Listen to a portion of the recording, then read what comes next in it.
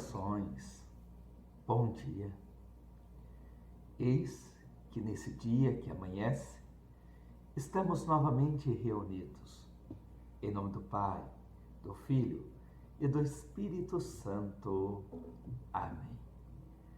Que bom, no amanhecer desse dia, elevarmos a Deus nossos corações e caminharmos com São José na estrada de Jesus.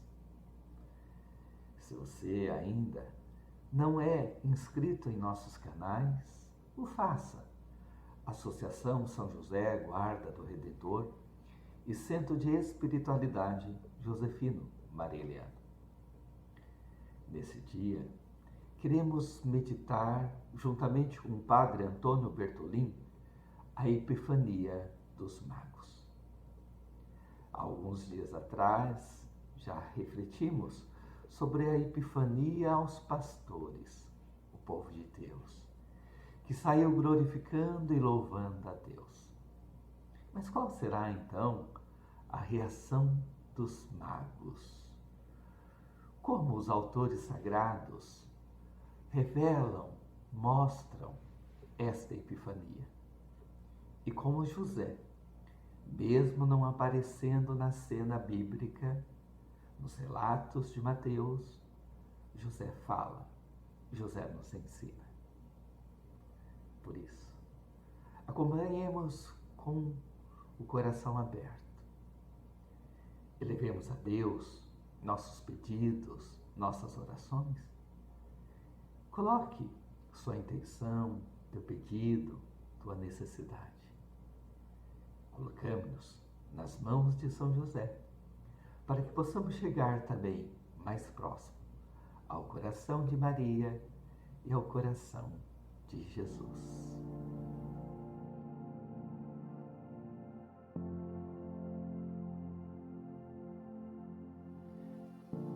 Em nome do Pai, do Filho e do Espírito Santo. Amém. Vinde, Espírito Santo, e enchei os corações dos vossos fiéis, e acendei neles o fogo do vosso amor. Enviai o vosso Santo Espírito, e tudo será criado, e renovareis a face da terra.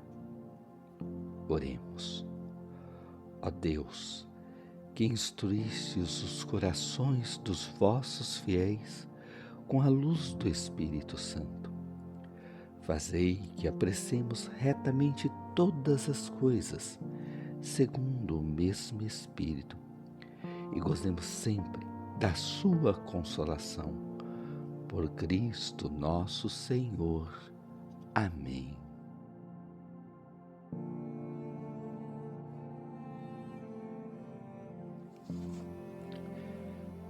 Senhor, no silêncio deste dia que amanhece, venho pedir-te a paz, a sabedoria, a força. Quero olhar hoje o mundo com os olhos cheios de amor, ser paciente, compreensivo, manso e prudente. Ver além das aparências teus filhos como tu mesmo os vês, e assim não ver senão o bem em cada um. Cerra meus ouvidos a toda calúnia, guarda minha língua de toda maldade, que só de bênção se encha meu espírito, que eu seja tão bondoso e alegre, que todos quantos se achegarem a mim sintam tua presença. Reveste-me de tua beleza, Senhor, e que no decurso deste dia eu te revele a todos. Amém.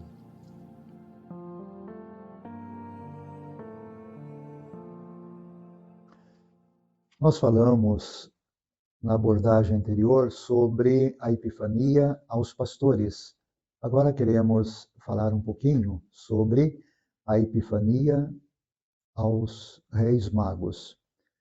Antes de tudo, é bom nós lembrarmos quem são esses personagens.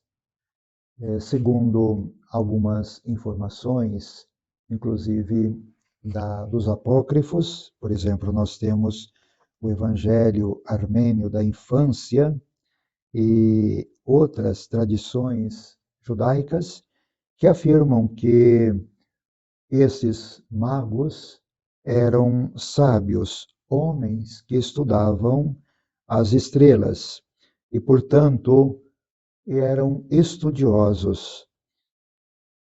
Falam que eles eram astrônomos ou até astrólogos. Essa é a primeira informação que nós devemos lembrar a respeito desses personagens que são referenciados pelo evangelista Mateus, quando no capítulo 2 do seu evangelho, entre os versículos 1 até o versículo 12, ele fala sobre os magos que saíram do Oriente e foram à busca do rei dos judeus, seguindo a indicação de uma estrela. Na Bíblia, eles são chamados como magos provenientes do Oriente. A Bíblia não fala que eles eram reis. Nós que falamos que eram reis magos. Fala apenas que eles eram magos, ou seja, que eram estudiosos dos astros, da astrologia e da astronomia. Nós temos uma referência de um personagem da igreja, doutor da igreja, do século VI, chamado Beda o Venerável. Ele faz uma referência sobre esses magos, dizendo que eles eram três. Um era proveniente de Ur, na terra dos caldeus, o outro era proveniente das regiões do Mar Cáspio, e o outro era proveniente do Golfo Pérsico. E dá o nome a eles de Melquior, Gaspar e Baltazar. Essas são referências que nós conhecemos também. Então, diferentemente dos pastores, estes eram estudiosos, eram pessoas letradas e, portanto, eles tinham uma ciência das escrituras também. E, seguindo esse conhecimento que eles tinham, foi que Mateus coloca a visita desses magos à busca do Messias, do Rei dos Judeus. De fato, o que Mateus diz? Diz que esses magos chegaram até onde a estrela tinha indicado para eles, e ali eles, alegres, puderam contemplar o menino nascido numa casa. Mateus faz um relato um pouco diferente de Lucas. Mateus não lembra o nome de José, lembra somente o nome de Maria. Fala que eles encontraram o menino e a sua mãe, e ali se prostraram, reconheceram, adoraram o menino e deram a ele os presentes. Mateus faz esta referência omitindo a pessoa de São José. Segundo o padre Stramari, que foi um grande josefólogo, ele faz uma explicação sobre esse fato da omissão de Mateus do nome de José na cena do nascimento de Jesus. E ele fala o seguinte, Stramari, fala que José tinha a consciência de que ele era juridicamente o pai de Jesus. Mas ele tinha também consciência que aqueles dois tesouros, Jesus e Maria, pertenciam exclusivamente a Deus. E, portanto, tem esta omissão de José. Esse fato dos magos terem ido até Belém mostra que a intenção do evangelista é deixar claro que Jesus veio não só para os judeus, mas ele veio também para os pagãos ou para outras nações. De fato, esses magos eram estrangeiros, não eram judeus, ao passo que os pastores eram judeus. Então, Jesus foi manifestado seja aos judeus, como também aos pagãos, a toda a humanidade. Portanto, esse relato de Mateus sobre o nascimento de Jesus lá em Belém traz esse particular que Lucas não traz, a omissão do nome de São José. Mas também Mateus traz um outro particular que Lucas não trouxe no relato quando falou dos pastores que foram a Belém. E Mateus diz assim, que eles entraram na casa. Como que nós podemos explicar isto? Entraram na casa. Não seria uma gruta? Né? Às vezes se fala de uma estrebaria. Como estamos falando de uma casa? Nós não devemos estranhar esta colocação de Mateus, não. Ou seja, Lucas e Mateus não estão em contradição. Quando Mateus fala que os magos chegaram e entraram na casa e encontraram o menino Jesus e a sua mãe, ele quis dizer que Maria e o menino Jesus estavam também num lugar que poderia ser considerado um lugar pequeno, um lugar pobre, uma estrebaria até. Isto não é novidade no tempo de Jesus, onde naquela região existiam ou existem muitas rochas e as famílias utilizavam nas casas fazer cavidades nessas rochas para ali ficar um lugar onde eles até deixavam os animais para protegerem do frio, para guardarem determinadas coisas. Era um cômodo que poderia ser anexo à casa e que, portanto, podia fazer parte da casa. Então, o que Mateus quer deixar aí a intenção no seu relato? Que Jesus, sim, nasceu num lugar pobre, num lugar onde poderia até ter animais, ter um feno, ter uma manjedoura, não tem contradição nesse sentido. Nós devemos lembrar que os judeus não tinham as mesmas exigências que nós temos hoje. E, portanto, na simplicidade deles, muito bem, Jesus podia ter nascido numa casa, num anexo à casa, poderia ter sido dentro de uma casa de um parente, de José ou de Maria. Nada disto impede a gente lembrar. Então, nesse sentido, nós desmistificamos um pouco aquela imagem que nós temos no Natal, em que é apresentado Jesus numa estrebaria, entre bois, animais, etc.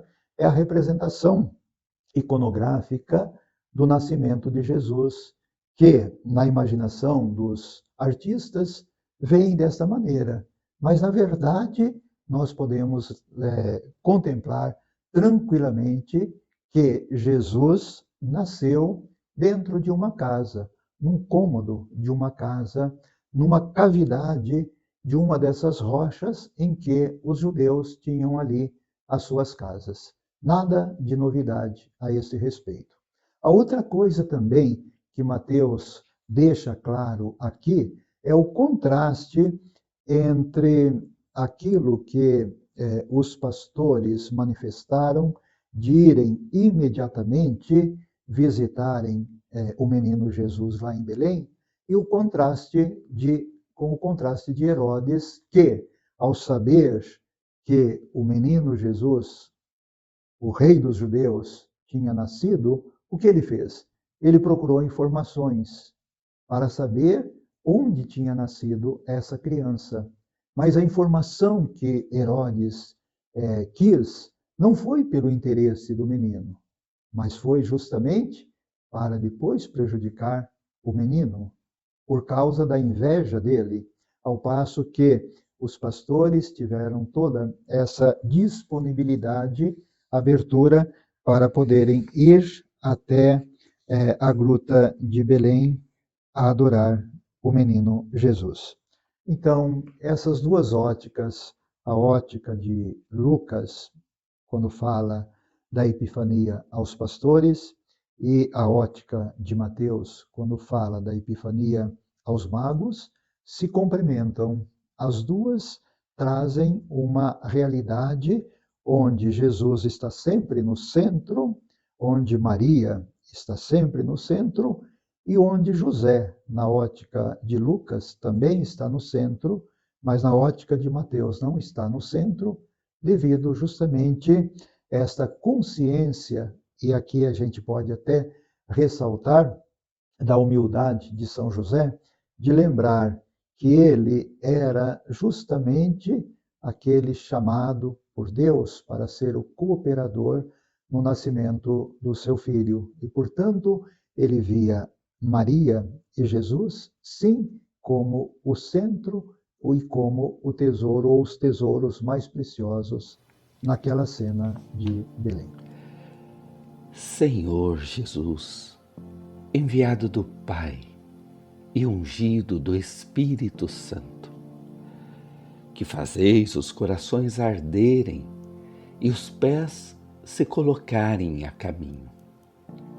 Ajudai-nos a discernir a graça do vosso chamado e a urgência da missão.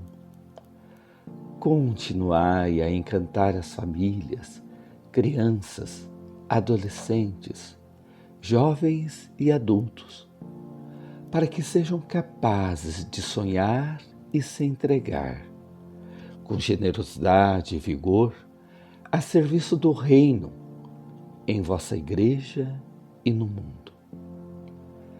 Despertai as novas gerações para a vocação aos ministérios leigos, ao matrimônio, à vida consagrada e aos ministérios ordenados. Maria, mãe, mestra e discípula missionária, ensinai-nos a ouvir o evangelho da vocação e a responder com alegria. Amém.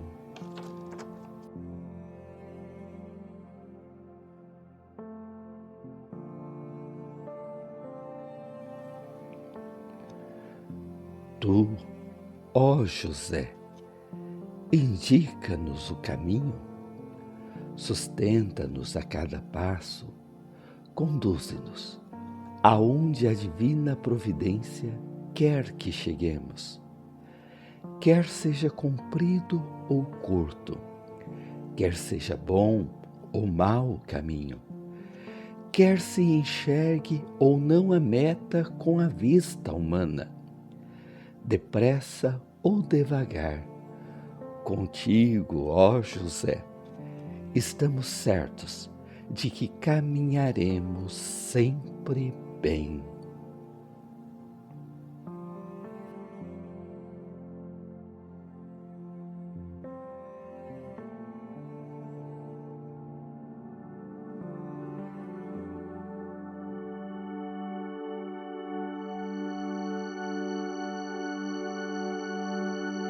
No teu sim cotidiano, és profeta, ó José. Vou levar-te em minha casa, faça dela Nazaré. No teu sim cotidiano, és profeta, ó José. vou levar-te em minha casa, faça dela Nazaré. Foi o amor o teu segredo, a Jesus e a Maria, tua vida interior, a mais bela profecia, a família tu guardavas com esmero e alegria. Que as famílias vivam hoje o mesmo amor a cada dia. No teu sim cotidiano és profeta, ó José. Vou levar-te em minha casa, faça dela Nazaré. No teu sim cotidiano és profeta, ó José. Vou levar-te em minha casa.